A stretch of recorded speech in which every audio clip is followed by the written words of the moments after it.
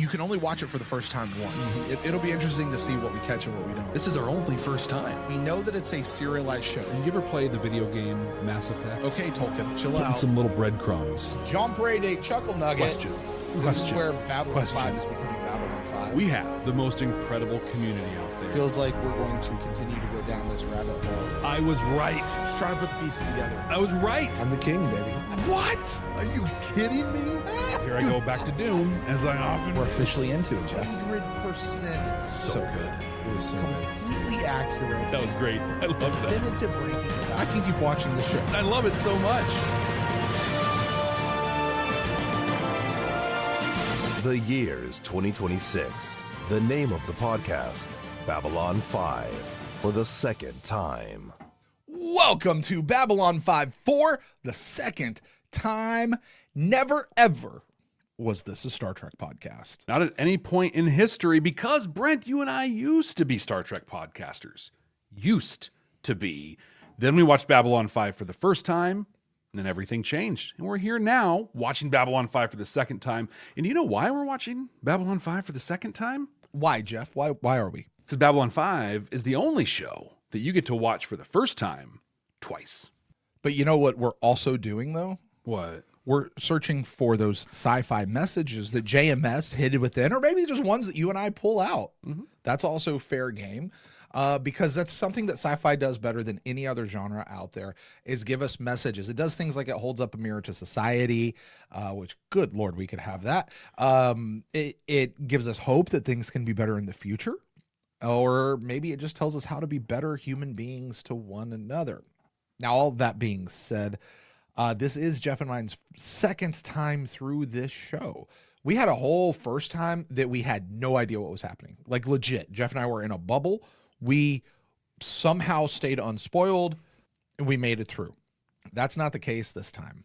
And that also means that from this point forward, Jeff and I have fair game to talk about anything from any point in the franchise, any point in the timeline, canonical, extra canonical, it does not matter. It is all fair game for Jeff and I to talk to. So if you have not watched this show for the first time for yourself, please stop the show right now. Trust us, it's better that way. Go do the first time. Babylon 5 for the first time. It's there. It's up there. Right there. Yeah, it's right there. It's wherever there. It's there. And that's great for the audio folks. Where? Exactly. Like, what? What are you talking about? Are you guys high? Are you guys having visions? What are you doing? But go check out our first time, because this is going to be full of spoilers. This is your one and only spoiler warning. And let's dive right into those spoilers, Brent, because we're watching Dust to Dust this week. And I remember my first time watching this one, loving this episode. I don't honestly remember a whole lot about it outside of the G'Kar vision at the end. And then Bester showing up and being a competent law enforcement officer alongside with Garibaldi and being a good teammate, being the best buddy cop combo in all of Babylon 5. Actually, I don't remember that last part, but I'm going to add that on. That's extra canonical, and that they really are the best buddy cop combo. Fair enough. Yeah. Do you remember what you thought of this the first time Dude, you saw it? G'Kar on drugs, man. Yeah. It's G'Kar on drugs. Mm-hmm. That's what I remember. Like you, I remember really liking this episode, but it's season 3. There's only one episode in all of season 3 that I'm like, nope, next. At least in my memory. Yeah. Mm-hmm. There's probably a couple along the way that be like, oh, okay, we can skip on. Conventions, I believe, is one of them. But for the most part, like, season 3 is just, it's top-notch television all the way through the whole ride. So, yeah, definitely the vision of G'Kar. I think this is G'Kar's turning point, is in my memory. Like, when we think about, here's where G'Kar began the show, and here's where G'Kar ends the show. He goes on a journey, but this really is, in my memory, and I'm eager to see if this is actually true watching it again, this is the crux where everything changes for G'Kar. Like, so far, he's just been this playboy. He's got the religious thing going on, which still, I call that into question. But he's the Kari. He wants to go, kill people and just take revenge. And it's really the experience he has in this episode that sends him into this character that only Andreas Katsoulis could do. Could possibly do. Yeah, right. And that's what I got. Well, it's interesting that you said you remember loving it, because I happened to go back and listen to the first time that we did, that I was linked up earlier. You got the receipts, huh? I got the receipts. Uh-oh. Do you want to hear what you actually thought? I would love to know what I actually thought.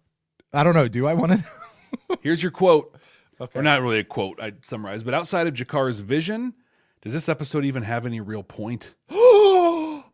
No. Yeah. You know what? Jakar's vision's the only part I really remember. Yeah, So, but it's still so good. You didn't buy the idea, the concept of Jakar bringing drugs onto the station and using them for a weapon. You had a real problem with that concept. I might actually still have a problem with that. Yeah. It's possible. We'll see what happens. But overall, you liked it. You liked it, but we're not high on it. Not as high on it as I remembered you being, actually. Really? That's happened several times. Mm-hmm. It's better in your memory than it is in real life. Or I don't know. Hear me out, Jeff. We understand it better later on. Yeah. Yeah. You get all the pieces. Also, I think this is just I want someone. We have some really intelligent people that listen to this show.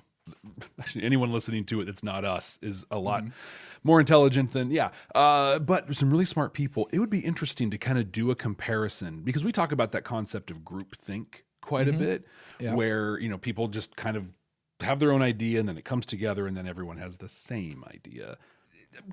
Knowing that we're looking at our first time, we remember our first time through differently. Like there's something to dive into there. Like we've created a microcosm that someone could really look into. Hold that thought, Jeff. Oh, okay. What did you say the first time around?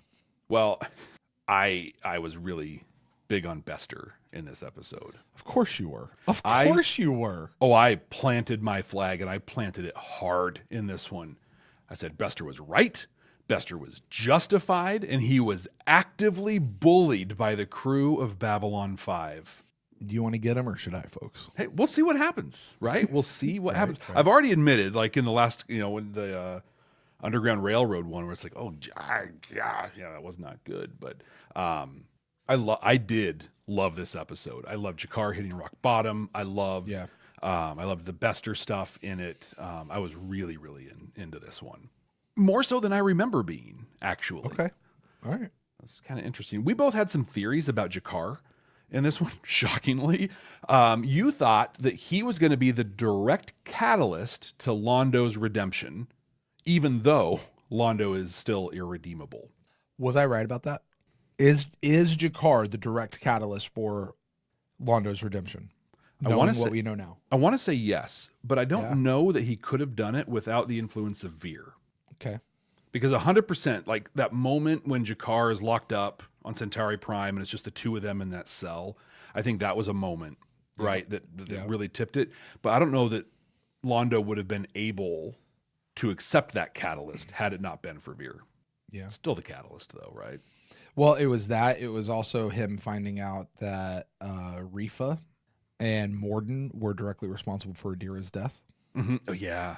That was a big piece. That was like huge. His turning point. Mm-hmm. But when we go all the way down to the very long night of Londo Mollari, right? It's between him and Jakar.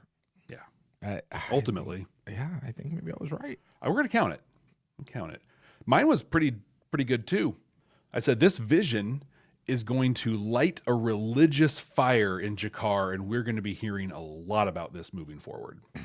Well, take your prediction crown and shove it on your head, Jeff. Hey, we both we're just good at this.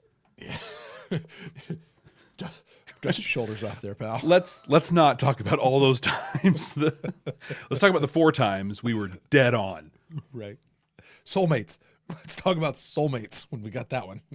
So you were confused, and we talked quite a bit and weren't able to like suss anything out on this one, but they talk about how Dust acts on the gene, the telepath gene. Yep. And so is everyone a latent telepath? Is no one? What's the deal? Like, what is the deal with Ivanova, and what does that even mean? Yeah. This is a big... Now, hold on. Let's answer that question. Is everyone a latent telepath? Does everyone have or carry the telepath gene encoded in their DNA, whether it's recessive, whether it's dormant, whether it's active? or whatever? I don't think And so. I think the answer is yes. I don't. I think the human species carries the telepathic gene, and I think in order for a person to be telepathic, I'm sure it's a recessive gene. Look at me sounding like I know how gene stuff works. Right, but Brent Mendeleev over here or whatever. Yeah, right, right. But I do know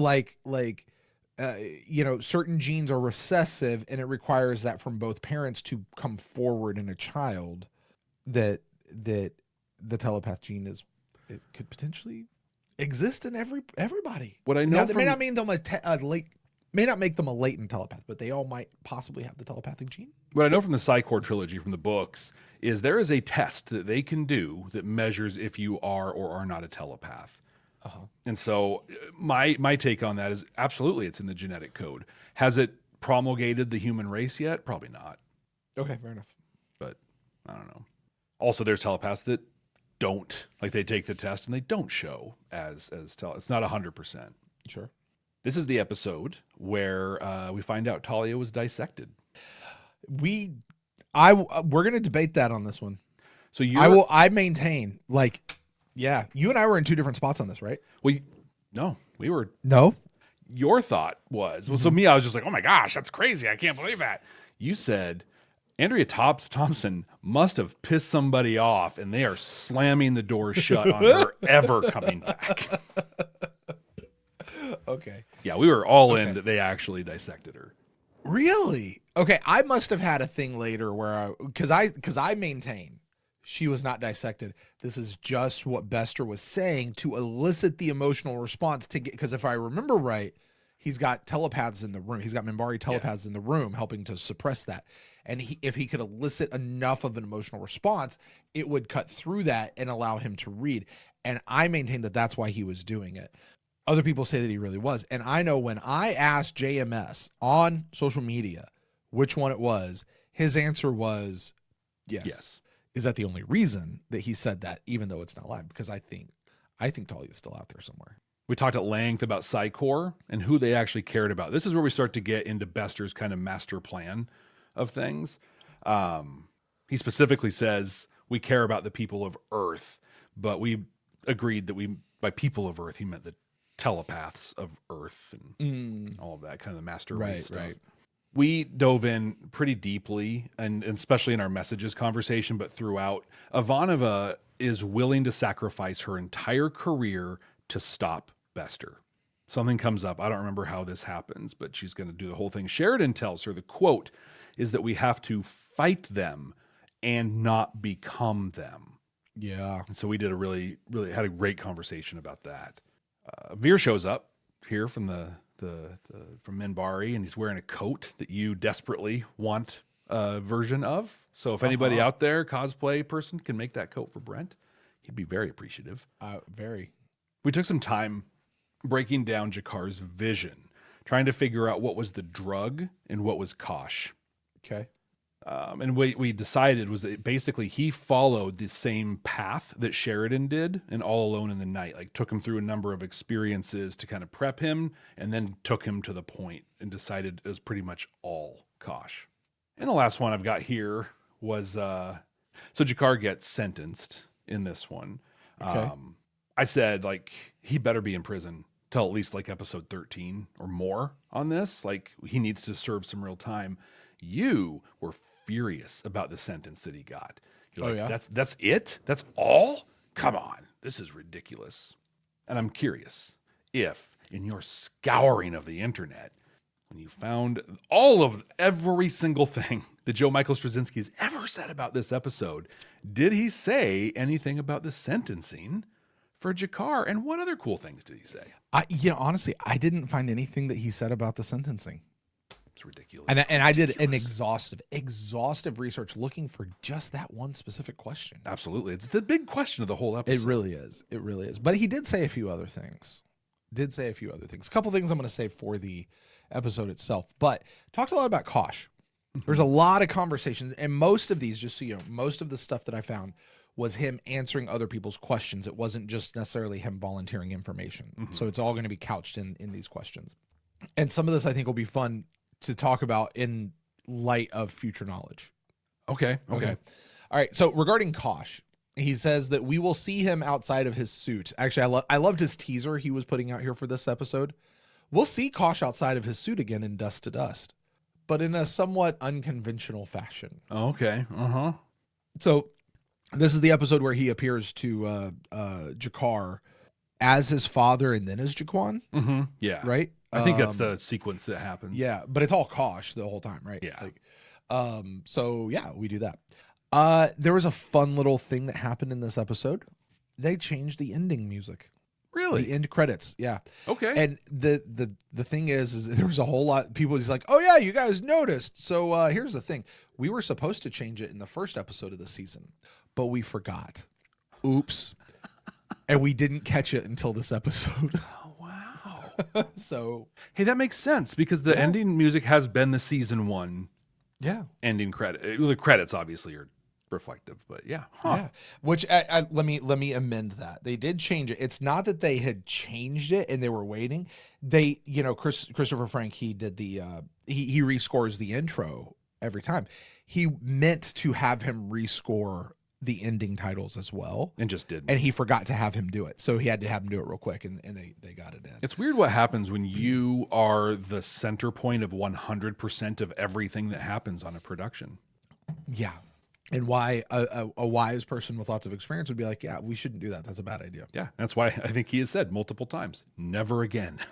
I liked this answer that he gave here, though. He goes, why didn't we why didn't we do the music change in the end credits at the start of the season, you ask? What a silly question. It was all planned, all intentional. It means he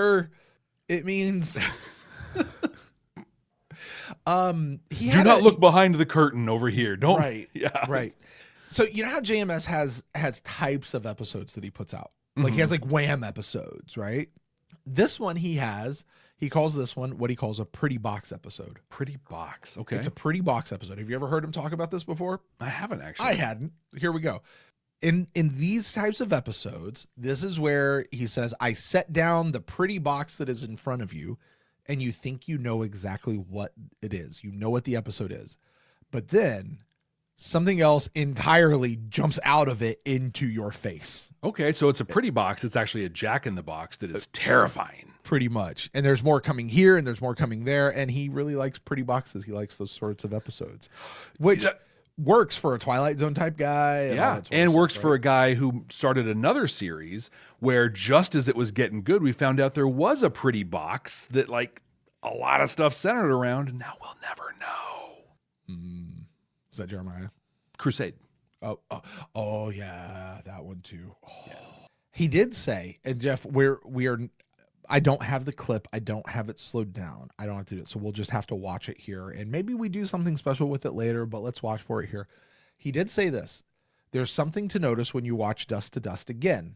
I will note this is our again. Yeah. So we get to watch for it here. All right. The montage scene with Londo and Jakar, it only lasts maybe 10 or 12 seconds. But doing that one piece, that one montage piece, took John, I'm guessing John is the editor, and me hours to put together. Go through it frame by frame, and you'll see some of those bits are only 3 or 4 frames long. By the way, do you know how long 1 second of television is? It's 24. Yeah, 24 frames. Yeah, and some of them are only 3 or 4 frames. Yeah, I think it's I don't forget the number, 4, maybe 6 frames essentially. If it's less than that, it's considered subliminal advertising. Interesting. Here's what I know, and this is so weird to me. Here's what I have heard. Okay. Don't Google me, folks. I think I know where you're going, right? With the blank spots? No. Your eye only sees 20. It takes 20 snapshots per second, which is why when you watch something at 24 frames, it looks smooth. Yeah. Right. So because your eye is doing the exact same thing that a video camera is. It's snapshot, but it's doing 20 times per second. When I was a projectionist for a while, and so I'm sorry, audio listeners, I'm going to do some hand movements for the video here, but essentially what happens Jeff has a hand flat in front of his face. Right here. So it's like covering his face. Here's the frame with the picture and the light flashing through it onto the screen. He has a hand going towards the camera. Then there's this like almost fan blade that comes in front of it as it changes, and then the blade moves and the next picture is there. Oh, interesting. So half of the movie you watch is actually a blank screen. Interesting. But you don't see that because between your eyes and your brain and how you interpret the signals that you see, it's What does the perfectly fan smooth. blade do? Is that what advances the film? There's multiple pieces. It's not really a fan blade so much as just it's part of the film advancement mechanism in there. Huh. Yeah. But it goes so fast, it's imperceptible. 24 times a second. Yeah. That's the sound you're Oh, that's hearing. the sound you're hearing. Mhm. Yeah. Interesting. Yeah. Interesting. That's why, by the way, when you get something that's high frame rate, it looks weird because your brain does this paradoxical thing where it's like, that's too smooth. I can't handle that. And so now I'm going to tell you it's weird. Right. It's like, what do they call that? Something smoothing on the TVs now. And it's just like, oh my God, I can't watch this. Yeah. It looks so weird. There was a lot of questions about the Vorlons in this one.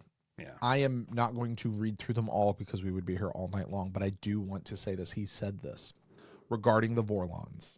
Now, Jeff, you and I have had lots of conversations about the Vorlons and the Shadows and whether they're good, bad. I have maintained the Vorlons are still the good guys. You have. I have not. You have, though. The Vorlons are still the good guys. You have not, and neither has the entire fandom at large. This is one of those things I'm going to point to and be like, it's because of this. Groupthink is a part of this. Because he's saying, this is what I'm telling you. I'm saying an objective read of what he puts on screen still shows the Vorlons are the good guys. But anyway, here we go.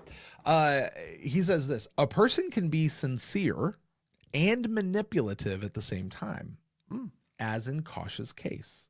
Oh. He is sincere, but still manipulative. If he believes he is right, perhaps he is willing to manipulate anyone towards that goal, if it's worth it. I think that makes a lot of sense because what he does to Jakar, right, is basically gives him the template for here's how you become part of the catalyst of saving the galaxy. Yeah. So this is the good thing I want. Also, Yeah. I'm going to mess with you in such a way that will change you fundamentally. And he says this: the Vorlons can be very, he puts asterisk around the word, asterisks.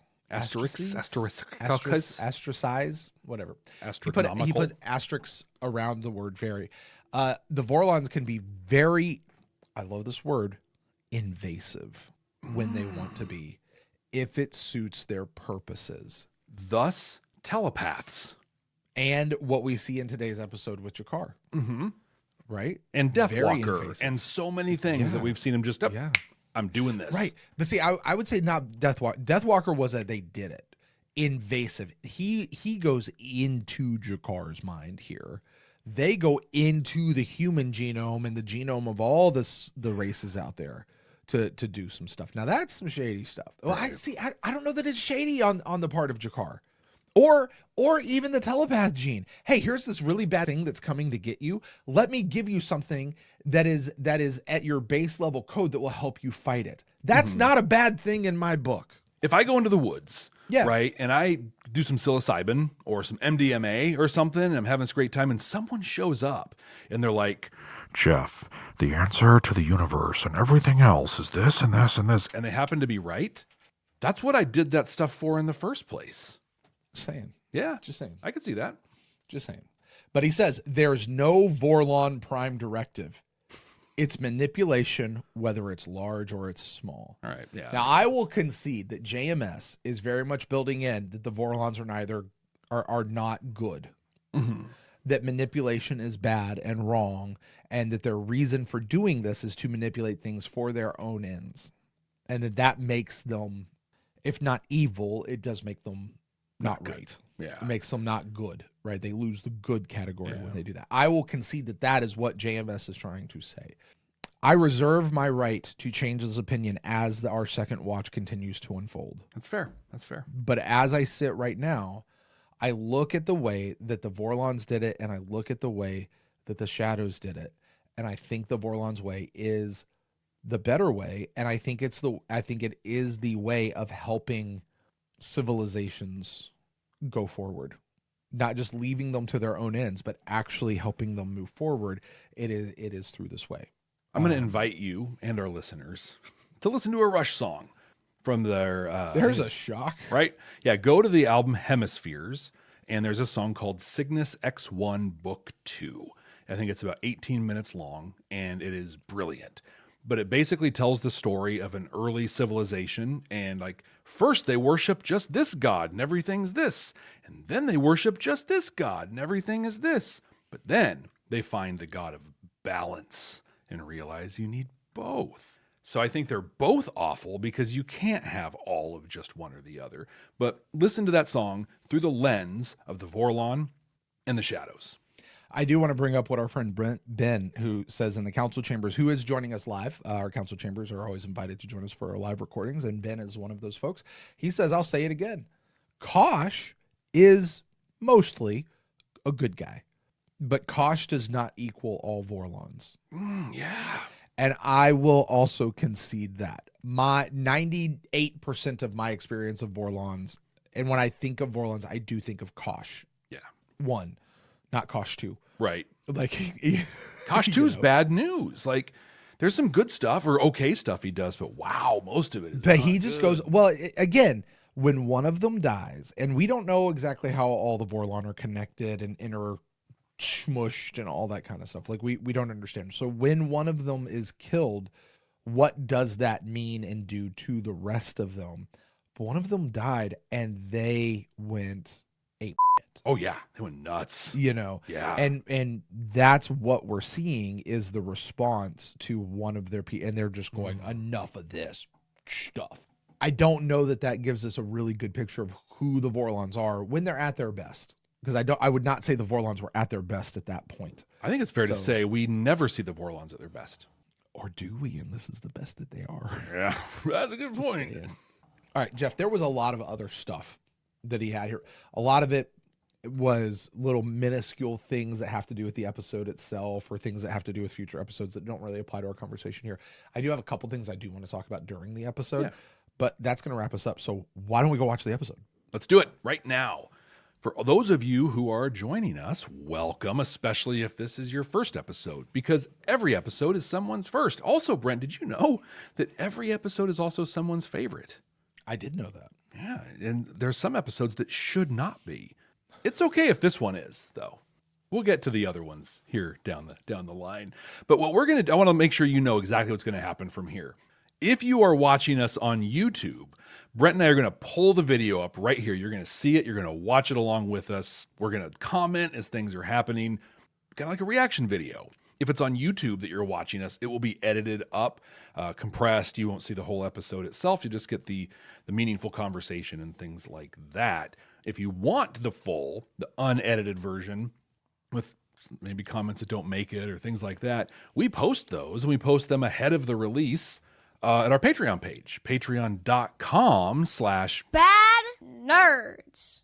And if you're listening to us on an audio podcasting app, or maybe, I don't know, you're watching it on YouTube, but you're not actually watching YouTube, you're just letting it play. Well, however it is you're consuming this, if it's through audio, Audible, you could be listening to us on Audible because we're there as well. Basically, you're just going to catch the audio of that YouTube version because we're going to have some conversations in the middle of that. We don't want you guys to miss those conversations, and it wouldn't be as good if we tried to rehash them again at the end, because we will have already had that conversation. So we'll let you in. You'll join us for that. And certainly on the other side, we will dive into any new messages and all that sort of stuff that we have. So Jeff, let's go watch an episode. Let's go. Look, I'm not taking this down. You want me to report this? Is that what you want? Because I can do that. I didn't do anything wrong. Oh, Captain, good. What rules? Well, you saw the news. Clark helped assassinate Santiago. People want to express their feelings about it. Oh, back in the old days, Brent, when we went on a social media site that shall not be named, because I'll say regardless of your political thing, that place has just become a cesspool and it's garbage. But it used to be a pretty it used to be a pretty okay place. But we used to make some cool stuff and share it there. When we get to Voices of Resistance, in a while, right? Voice of the Resistance with Ivanova, and they have like the little screen that comes up, and it's just some ridiculous stuff we talked about. There's a picture out there you can find. I want to take this one. It's just the Ghostbusters red line over Clark. Like, no, Clark bad. Clark bad. I also am struck by how there's no like It's swear sedition, words on disloyal. this It's because an opinion. The Senate hearings back home. Nowadays, all of our protest signs have swear words on them. I mean, that's what it is. So maybe we actually evolve past that when we get to Babylon 5 times. Hey, by the way, I'm gonna talk about our first message here. Oh, yeah.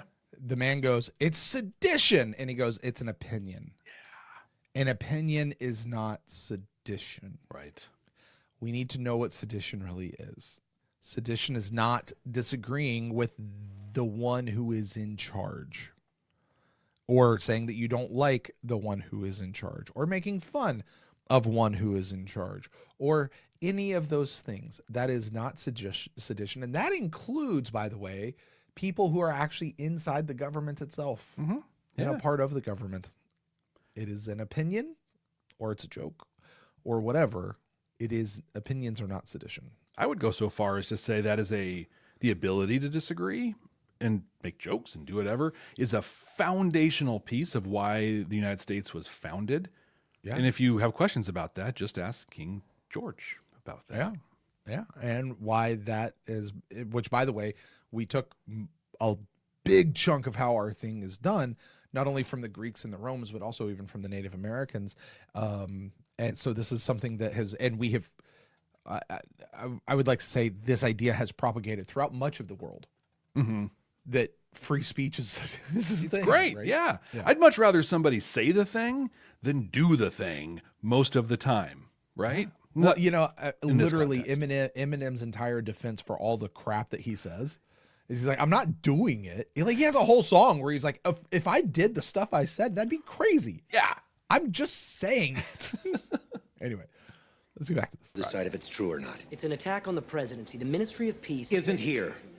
Aren't you late for a Bund meeting or something? I'm in pursuit of an individual who's a danger to your station, Earth, and the Psi Corps. Well, that's two legitimate things to worry about.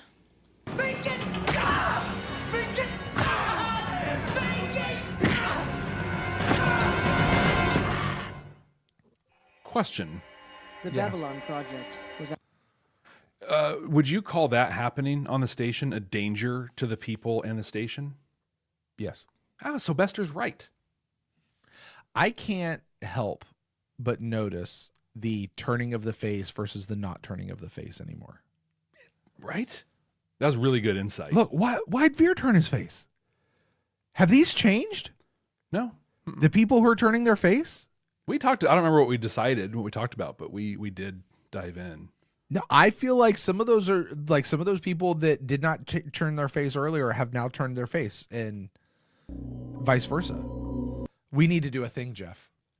We need to do a comparison between like, okay, so Veer is now away on Minbar, where he's doing the Abraham Olinkoni thing and all that. So he now has something to hide that he didn't at the beginning of the season. So he started to turn. I think he was always turning, though. Was he always turning? I'm pretty sure. I felt like Lanier was turning, and he didn't turn now because he was hiding his love for Delenn. I think he didn't turn now. I think it's a pretty legitimate thing to look back, because my experience is that you remember things exactly the way they happened every time. So we totally should go back and check. That I remember things happen exactly as they do every time. Is that what you're saying? Steel trap. Steel right? clad. Yes, iron trap. Iron trap. In theory, they chase down rogue telepaths, but in Bester's case, that mandate is just a little broader. They're not supposed to engage in unauthorized scans, but with everything that's been happening lately, the Ministry of Peace enforcing codes of conduct, that situation we had with Talia. Right. I also want to point out, like, this is a thing. They're not talking about Sheridan is not talking about Bester right now. He's talking about Psi Corps. It happens to be Bester, right? But like with Ministry of Peace, with all these things going on. Well, no, that's not what he said. He said Psi Corps comes in and does this, but with Bester, it's a different thing. Garibaldi said that. Garibaldi is grinding a personal axe here. Steel trap. I know, right? Yeah. There may be an alternative, but it does carry some risk. I like this a lot, and what it points to the value of having like a outside person come in to help you problem solve. Delenn doesn't have any history with this. She's not constrained by Earth Force thinking or anything like that. Yeah. Just, hey, here's an idea that you probably didn't think of. If they just tried to figure this out on their own, I don't think they would have ever gotten here. Right.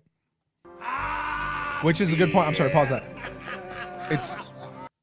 it's a good point to bring in outside folk. Mm-hmm. And here's we'll discuss this more later. I don't want to dive into it too, but Sheridan here says if those are only two options, neither one of those are acceptable. Mm-hmm. We need to find something else. To your point, oh, that's what we got. Let's get somebody else in here though that can help us give us a third option that might be more acceptable. Come in and ask that dumb question. Yeah. That's like, oh gosh, yeah, I guess this could work. Yeah. Although she looks like she's treading very close water. Yeah.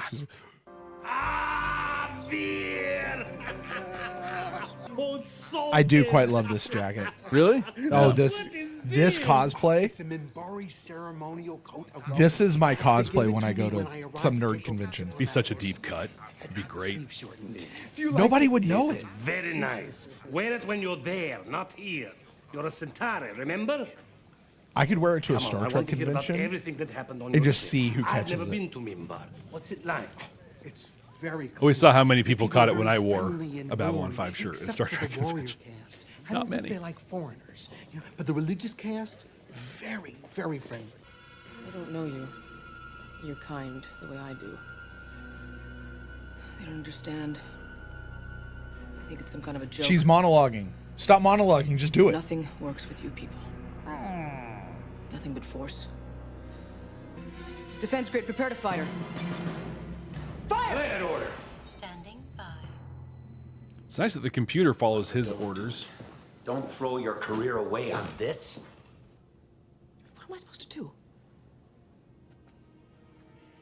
Fight them without becoming them. We talk about it at length in the first time, things so I'm not going to dive into it, but just, oh my God. If the world could accept that, fight them without becoming them, we'd live in such a different place. Right. These are Minbari telepaths. Nothing like a level playing field to ruin a Cyclops day. Am I right, Mr. Bester? I deeply respect Sheridan just naming it and calling it. There's no sneakiness. There's no nothing. He's just like, you're a snake. I'm treating you like a snake. Okay.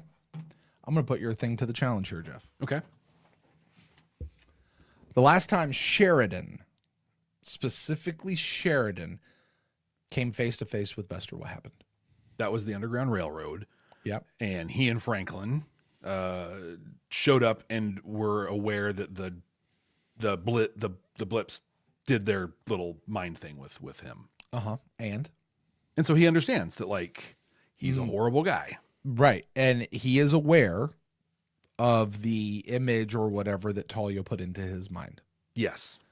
And he is aware that when Bester left the station last time, he walked out believing he had shot and killed the entire room full of blips. And was okay doing it. And he was okay doing it and allowing it to be covered up. That's Sheridan's experience now. And Sheridan is treating him, I'm going to say with respect, like confrontational respect. I'm not going to mince words, but I'm going to say exactly what I need to say. But you're here. I can't stop you from whatever. I mean, at least he's given the guy an audience. Right? You think anybody that just walks on the station gets to go talk to the commander in his office with senior staff present? No. And a bunch of Minbari? Like, it's a pretty big deal. Frankly, I don't trust you as far as I can throw this station, and I hold you personally. I'm sorry.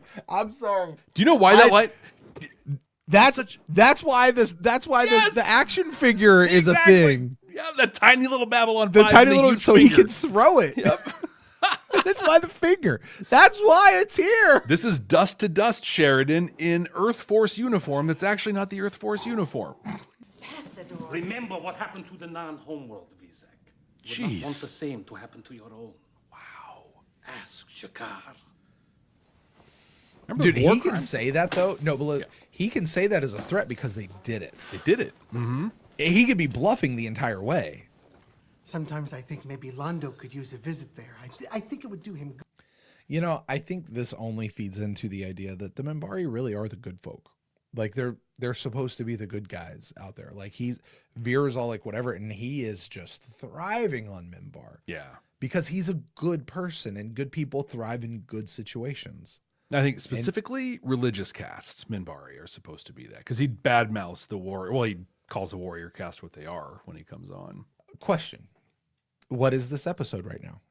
It's the pretty box. What is the box JMS is setting in front of us that we just know what this episode is going to be? Oh, at this point, we've got the telepath story, and then we've got the Drazi Centauri thing. Yeah. Yeah. It's standing up to Bester. Mhm. There we go. That's Bester and Londo. They're the Stuff's bad guys happening. of the episode. Yeah. And is preparing to sell mass quantities of dust to foreign governments to be used as weapons.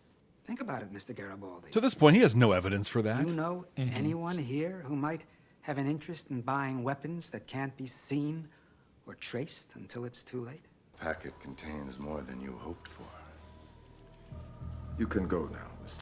You know, I'm pretty sure genetics would put out there that there have been some Narn telepaths over the years.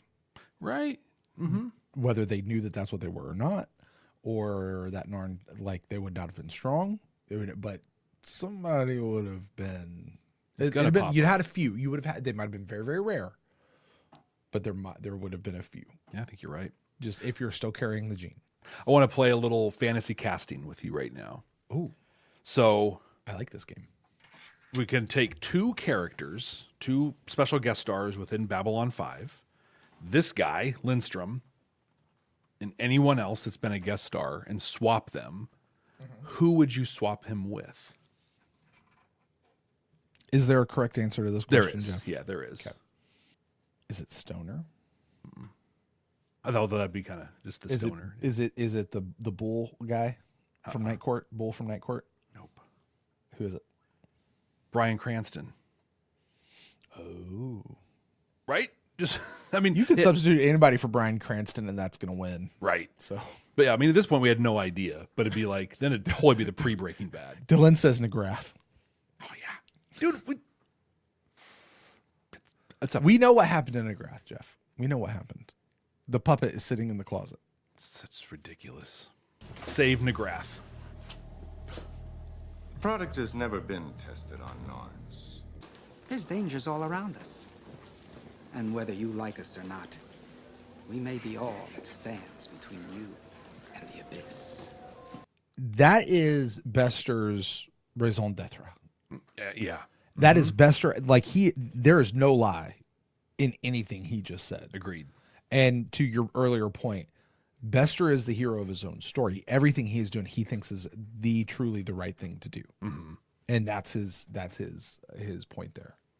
It's the thing I think about in terms of, like, in management. We often talk about, you've probably heard this before, you don't have to like each other. You just have to work together. I think what I almost would have said, I wouldn't have changed anything Bester said, but it almost would have been like, hey, Garibaldi, you don't like me any more than these other people. That's fine. We have an existential threat occurring on this station right now that you and I are partnered on doing together. Can we at least have the professional respect to do this job? Mm.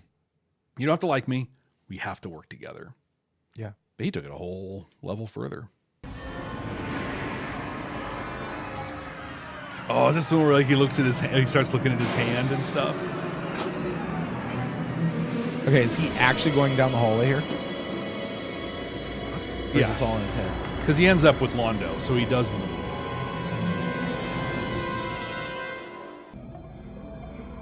Just a little PSA for people. If you're going to do hardcore hallucinogens, don't do them alone. Not if you're inexperienced. This is a rookie mistake right here. Noted. Well, I was supposed to be up for that promotion. You know the thing I loved about that scene with Chikar? What's that? Was it followed Bester and Garibaldi out there in the Zocalo, and he's like, oh my gosh, the silence. It's so quiet. And then, boop, we got to hear some of the noise that came through. Good call. Yeah, good point, Jeff. You stay out of my head. Now I got rights. I'm sorry. Did I say something? That happens sometimes. I said no. But the guy's still here, isn't he? Question. Yeah, he's still here. Probably ought to be hands off there. Brent, who was the bad guy in that scene? The character. It was Garibaldi. Yeah, not Bester. Yeah. Garibaldi. Garibaldi played into the good cop, bad cop thing. And he did. The moment he put his hands on him. Yeah. Bester had a card, and he played the card, and he did it masterfully. Well, the odds were good that he was lying about something. Right. Liars are always afraid that somebody's... Don't know if you ever interrogated anybody, Mr. Garibaldi, but he was lying. With a vehicle for his paranoia. The badge and the uniform do have certain advantages. You like intimidation? Garibaldi. Goose gander. Just like your badge and your uniform. Bester is making a very good point, and he's not wrong. And I'll call it out. Garibaldi was wrong to touch that guy. I didn't have a problem with anything else that he did, but as soon as he grabbed him and jinked him back and all that sort of stuff, no good. But there was a question that was asked to JMS about this scene, Jeff. Oh, okay.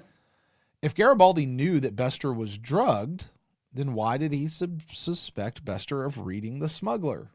You're not supposed to be able to do that, but I just saw you do that. Yeah. So WTF, mate. Now, JMS's response, though. He says, it came from the fact that Garibaldi doesn't trust anything about Bester, and that it's not totally out of the realm of possibility for Bester to have found some way to defeat the drug. I think that's what you and I just said, only with more words. If not, then his line was basically another way of saying, what the are you doing, and why are you doing it, and why the hell didn't you tell me you were going to do this before pulling it? Because if we're going to be buddy cops... Yeah, we need to know these things. We gotta do this beforehand, right? I would just say that whole scene was just Bester telling Garibaldi, I'm better at this job than you. That scene was Bester showing he doesn't need the telepath stuff to do what Bester does best. Yeah. What Bester does best. Yes.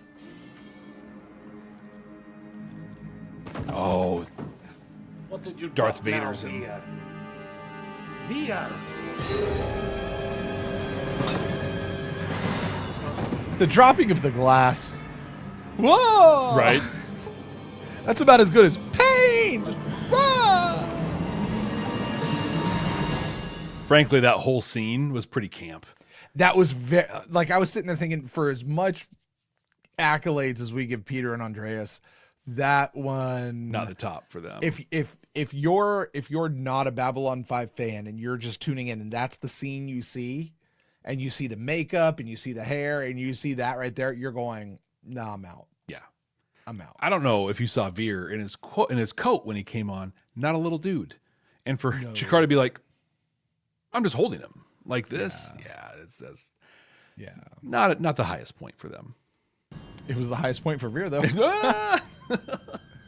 I sit on the floor.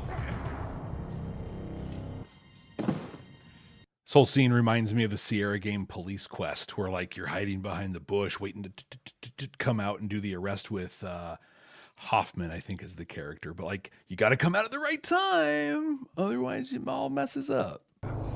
Dude, Londo got jacked, man. We skipped a good chunk of just whooping. Yeah.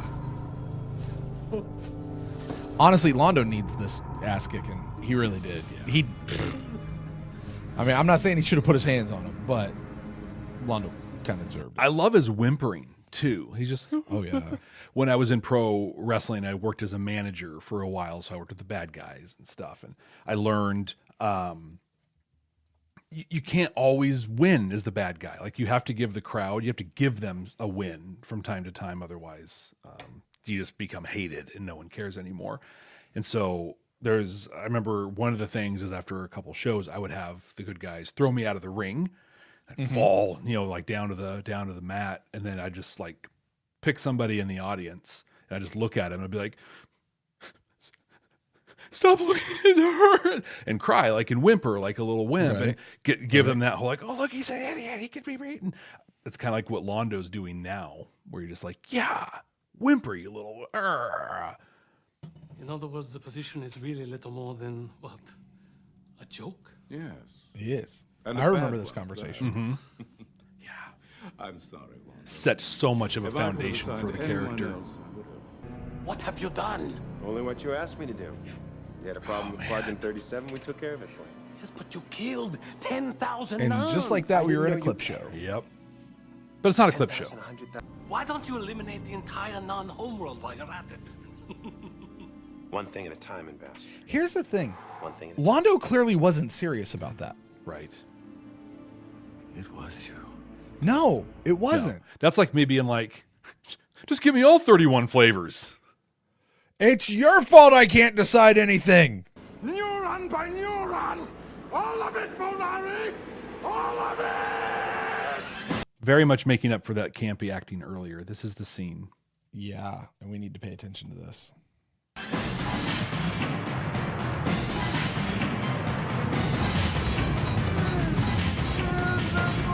Oh, it keeps getting faster and faster. It is enough. Interesting.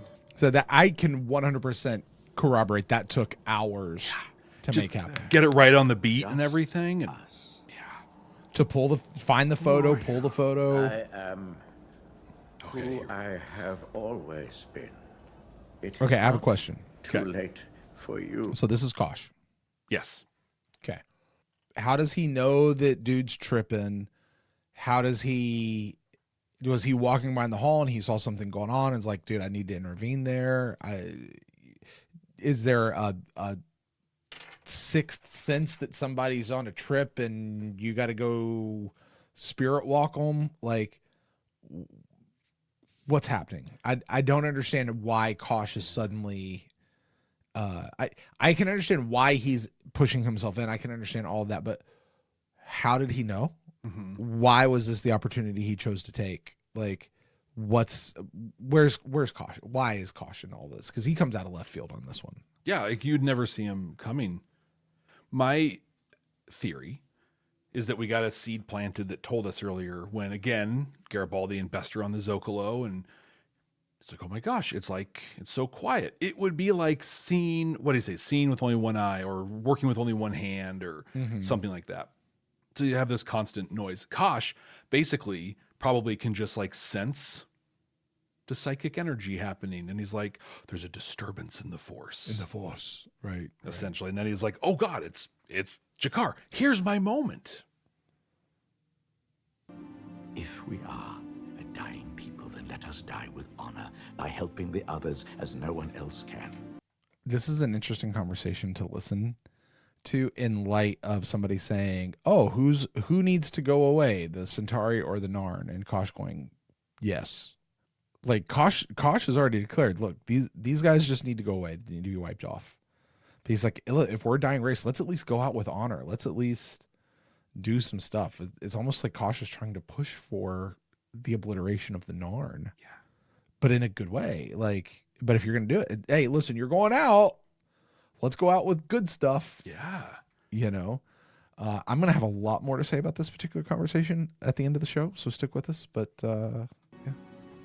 Where have you been? I have always been here. I've always been here.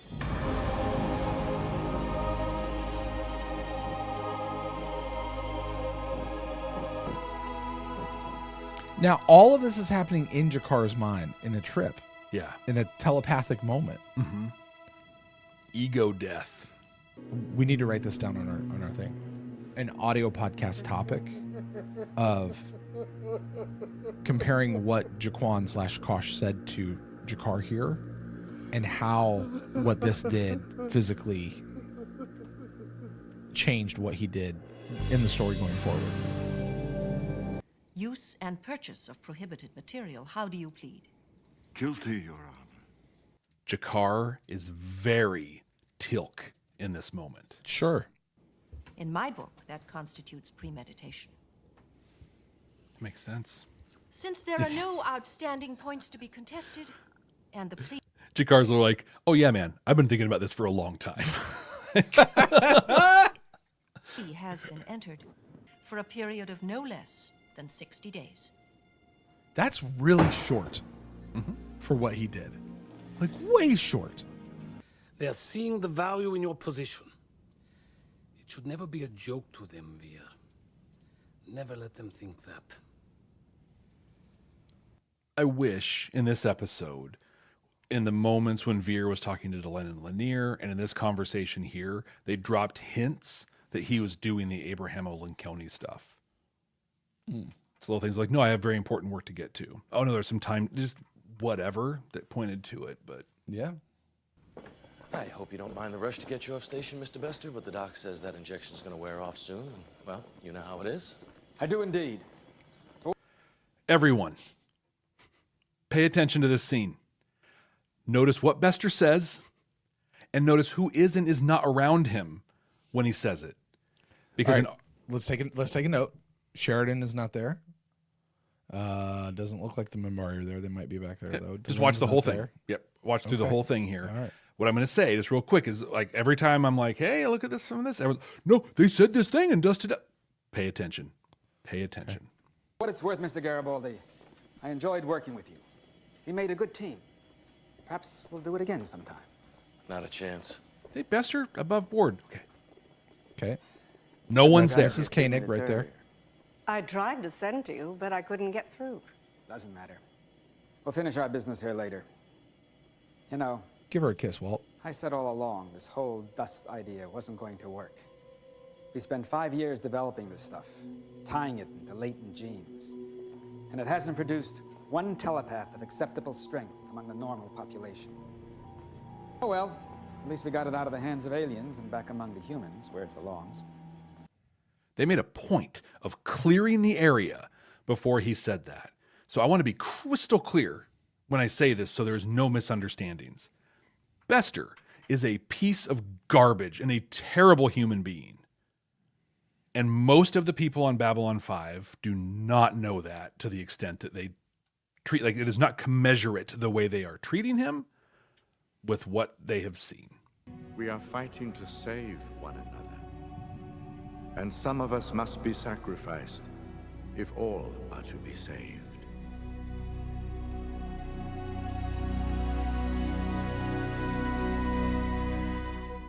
All right, Brent, I say we get right into the conversation. You brought it up when we were watching. Unless you have anything else you want to dive into, let's talk about the vision. I particularly liked this line. It no longer matters who started it. It only matters who is suffering. Our friend Ben actually gave us the full quote. He says, the Centauri started it. And he's like, and will you continue until there are no more Narns and no more Centauri? If both sides are dead, no one will care which side deserves the blame. It no longer matters who started it, Jakar. It only matters who is suffering. I find this to be an incredibly interesting statement from a Vorlon, specifically from a Vorlon. Yeah. Given what we know of the Shadow Vorlon conflict. Oh, okay. Uh-huh. That it doesn't matter, because that's the whole thing with the Shadows and Vorlons. They don't remember why they're fighting. They don't remember who started it. They don't remember. They all they know is they're just going for their way, and they have to be against the other people because they're against the other people. Yeah, you do this, we do that. You're wrong. And in the meantime, most of us are suffering, and I don't. Is that fair to say? Okay, we're suffering. Hold on. Take out when the Vorlons went batshit crazy, and they just started obliterating everybody. Are the civilizations of the galaxy suffering? Because of the Vorlon influence? Because of the Vorlon or Shadow influence. I mean, Shadows because they're obliterating people, which is what makes them the bad guys. But even under the Vorlons, are people really suffering? Sure, they might be being manipulated, but are they suffering? Their societies are advancing. Societies are growing. Where my mind goes is the way they manipulated through science, genetic things like that. But one of the primary ways that they manipulated across the board was in introducing religious iconography, faith, things like that. And this is not a fully formed thought, but my mind just goes into all of the harm and suffering that has come as a result of people's misinterpretation of the teachings of their faith. Would that be the case had the Vorlon not? This is a reach, right? But it's one of those things where the shadows and the suffering because of the shadows, it's right there. It is plain as day. There's the suffering. I think the Vorlons might be more subtle because it's invasive, because it's manipulative. It's not as obvious as the shadows. But is that on the Vorlons? Okay. Here's the thing. Okay. We can directly tie chaos, destruction, and obliteration to the shadows. Yeah, we watch the shadows blow up ships and stations and colonies. We can directly tie that influence to what they did with the Centauri, and all of that sort of stuff. And that's just what we've seen in our own show. Forget about what all's happened throughout history, right? Your example is using the stuff that the Vorlon promote, religion, art, and all this sort of stuff, and the crimes and atrocities that people have committed in those names through a bastardized version. Yeah, things people did, not the Vorlon did. That's not necessarily on the Vorlons, though. That's how people twisted it. And people are going to twist stuff. No matter what planet you're from, people are going to twist stuff. It's going to happen, right? And that's why it's on us to police those sorts of things and to call those things out. But that does not inherently make culture, religion, science, art wrong, bad, or evil. In fact, I would tell you that none of those things really are wrong, bad, or evil. It's what you put to them. Yeah. It's kind of like money. Money is neutral. There is no such thing as good money, bad money. But money is not good or bad for anyone. All it does is it enhances who you are already. So I would push back on what you're saying, because I hear what you're saying. And I would just, but that's not on the Vorlons. That's on the people.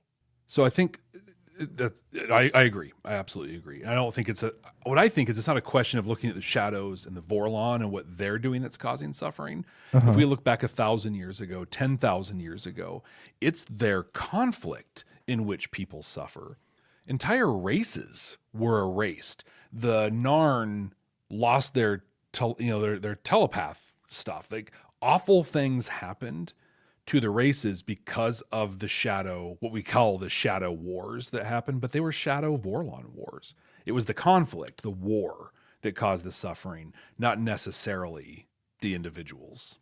I mean, shadows did. I'm not taking anything away from that, but it was the war, I think. I don't disagree. And I want to respond to what some of our council chamber folks are saying over here. Delenn says, remember that the Vorlons are also holding the younger races back by blowing up tech that they feel that the younger races aren't ready for. Okay, but are they wrong? I don't even think it's a question of right or wrong. I think they're holding back. They're not necessarily causing suffering. Because they're right or wrong? Causing death and destruction, right? Right, yeah. Right. Becky says that and Becky brings up the main argument that I always bump up against. Okay, and I'm gonna validate that. Yeah. I don't know that I agree with it in the light of everything. But we'll go to it. It says it is on the manipulative authoritarian race which has decided what is best for other people, that people then behaved in ways because of how they were manipulated. You manipulated me to do this, and so then I started doing that, and I did that because you manipulated me to do such. And Becky goes on to say that I would argue that yes, the people who had the power were responsible. Manipulating a person is not a gift. I will agree with you. Manipulating people is not a gift. Am I manipulating my child when I try to teach my child how to behave and what my value system is? Am I manipulating my child that way? I don't think that's a similar. So your child, I think you have an obligation to teach and manipulate and whatever. Are the Vorlon? What'd you just say? Oh yeah, manipulate. Absolutely. You have 100%. An obligation to teach, manipulate, whatever. Teach and manipulate. As a manager, as a supervisor, it's my job to teach, coach, and manipulate to get a thing done. Absolutely. Okay. But that's an established. And does that make it does that make it bad? Inherently bad? No. Okay.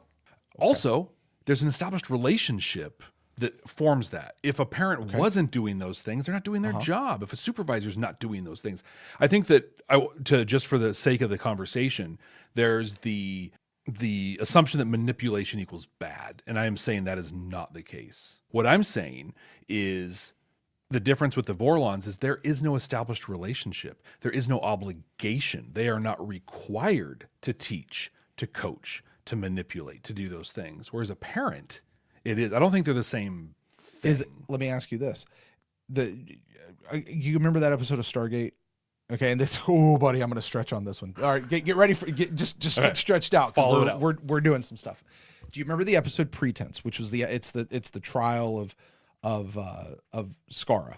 Yes. Mm-hmm. Where it's the battle for the body. Who has rights to the body? For those of you who haven't seen that episode, there is a parasite organism that has taken over an individual, and it actually goes on trial to decide who actually gets precedence over the body. Is it the parasite, or is it the person and the personality to whom the body originally belonged? To which all of us seems it's obviously the person to whom it originally belonged, but the name of the Gould, who was the lawyer for the other side, and I forget his name off the top of my head, but he makes a very good point. He's like, you have cattle, you have pigs, you have these lower life forms. Do you not consider them to be service animals? Do you not consider them to be food? We consider ourselves much higher, and we consider humans to be basically the same thing that you guys consider that. So you're our property, and that's how we think of you. Using that, if the Vorlons consider their responsibility to younger races, as a race, not necessarily as individuals, but as a race, is it really that different? And the established relationship being what? We are all beings who lived and came up through this galaxy. So I don't think it's different, but also I think that the Goa'uld are wrong in that assertion. Sure they are. Yeah, which means... And that's why I said we're going to stretch. I said we're stretching. But my point being, the Goa'uld had a vision and an understanding of the relationship between the two that the other necessarily did not. Mm-hmm. Anybody who's a manager or supervisor and says you don't manipulate people to do things, you're lying to yourself. You're lying. Yeah. I'm just saying, I think it is feasible that both Vorlon and Shadow consider an established relationship with the races. So I think the difference there is that, because I think we explored this in the Stargate. Again, this is not a Stargate podcast, but we have one of those. So, Right. But in the episode when they fall upon the Unas, right, and the Unas are being sold as cattle and the whole thing. Oh yeah. Both SG1 and the Unas are like, they're not that. This isn't okay. We're going to break them out. We're going to change this. In a supervisor-employee relationship, that is, hopefully and most of the time, consensual. Both parties have consented to that relationship.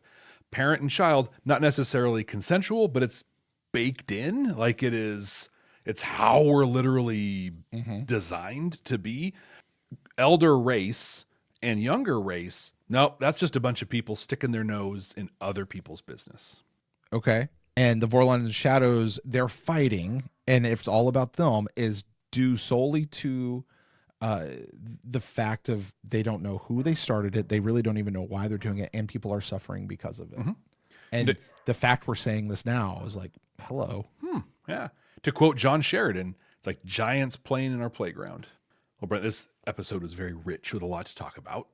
Clearly, there's a lot of stuff we left on the table and more diving in we can do. Stuff that we're probably not even qualified necessarily to go in.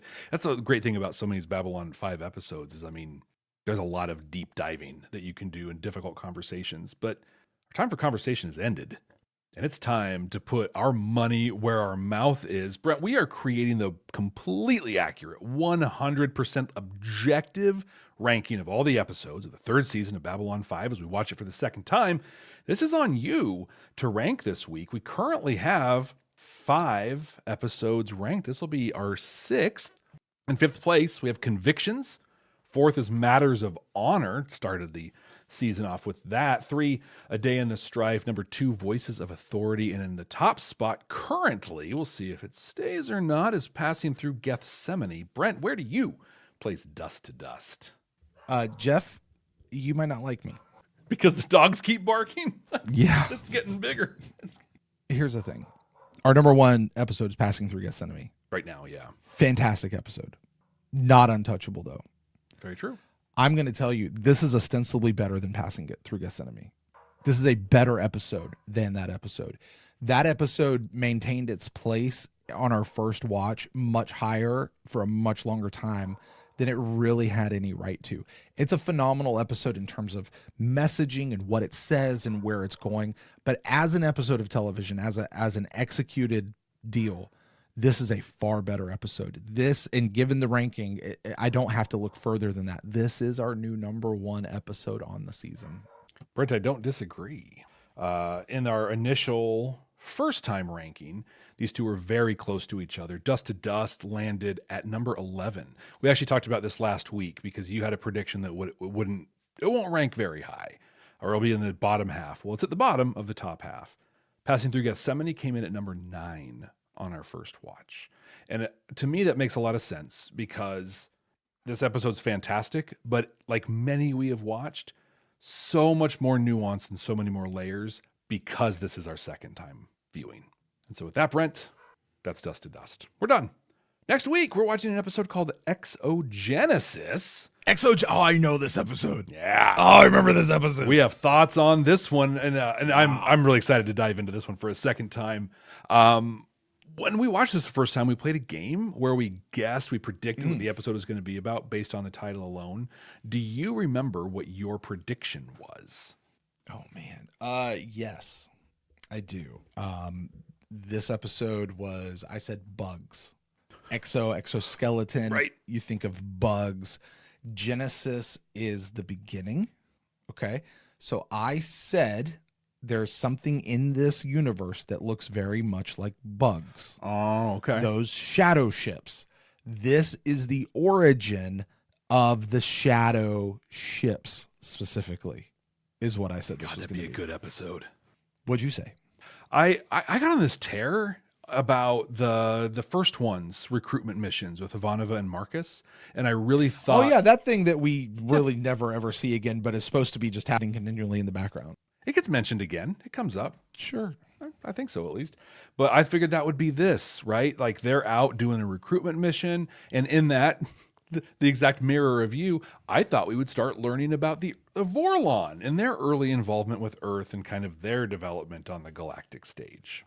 And we were both quite wrong. Very wrong. Because, well, I was right about one thing. Bugs. Yeah, bugs definitely are a part of this. Bugs. Exogenesis, not one of the more popular episodes within the fandom. I am going to sit right now and I'm going to make the Bad Nerds guarantee. The next week episode of Us, Babylon 5 for the second time, is one you do not want to miss. It's going to be great. And to make sure you don't miss it, make sure you're subscribed wherever you're listening, wherever you're watching. Leave us a rating, leave us a review, comment, do all that great stuff. We love interacting with you. We've mentioned it during the discussion itself, but our Council Chambers subscribers are invited to all of our recordings. We also get to hang out from time to time. It's awesome. One of my favorite things to do. If you want to be a part of that or just have access to all of the cool content that exists on our Patreon page, click the link in the show notes, join our Patreon. Be great to have you a part of that community. If that's not on the cards for you and you still want to help us out and support the show, share it. Share this show with somebody who might enjoy it as much as you do or even more. So until next week, we're going to start talking about bugs and all kinds of cool stuff. So I'm going to wrap up. Hey, this, Jeff. Yeah, what's up, Brent? Okay. So Talia's dissection. We got to go back through. No, those. Yes. If we are gonna talk here at the end, you're gonna tell us the Chickie story. It's more involved than the time we have right now, so we'll have to push that off for another week. Okay. Are you serious? Yeah.